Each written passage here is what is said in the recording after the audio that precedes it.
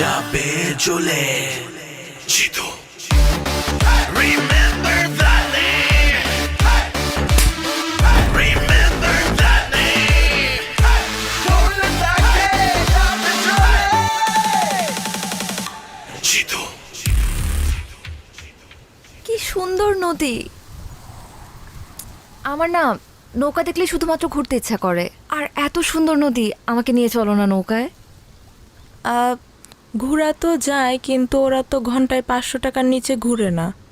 আর আমার কাছেও আজকে বাড়তি টাকা নেই। এশা, আজকে থাক না, আমার কাছেও টাকা নেই।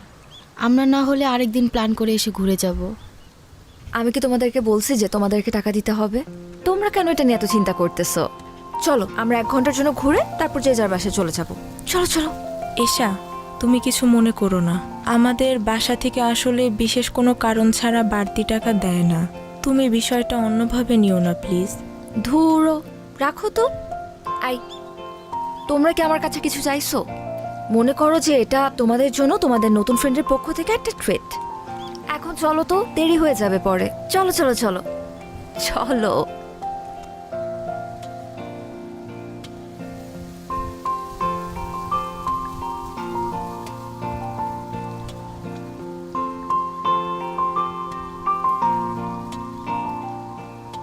এই ভাইয়া ভাইয়া, চল চল চল চল চল।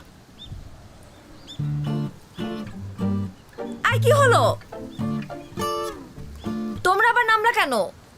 আসলে হয়েছে কি, আমার আব্বু আজকে তাড়াতাড়ি বাসায় যাইতে বলছিল জরুরি কিছু ওষুধ নিয়ে। আজকে যদি কলেজ দেরিতেও ছুটি হইতো, আমার তাড়াতাড়ি যাইতে হইতো। আমার একদমই মনে ছিল না। আর বকুল ম্যাডাম, আপনাকেও কি ওষুধ নিয়ে বাড়িতে যেতে হবে? আরে আমার শরীর তো অনেক আগে থেকেই খারাপ, পেটের ভিতর কেমন জানি মোচড়াইতেছে। আর এখন মাঝ নদীতে যেয়ে যদি পেটে মোচড় দেয় তাহলে কি করব বলো? তুমি এক কাজ করো, তুমিও নেমে আসো, আমরা কালকে ঘুরে বেড়াবো।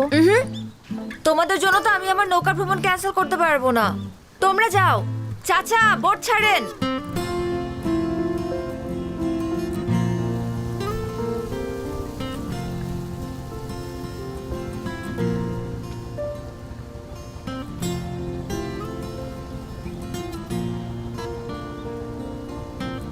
আরে বস, কি অবস্থা? কেমন আছেন?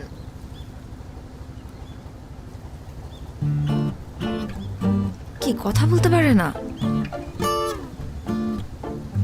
বোবা নাকি?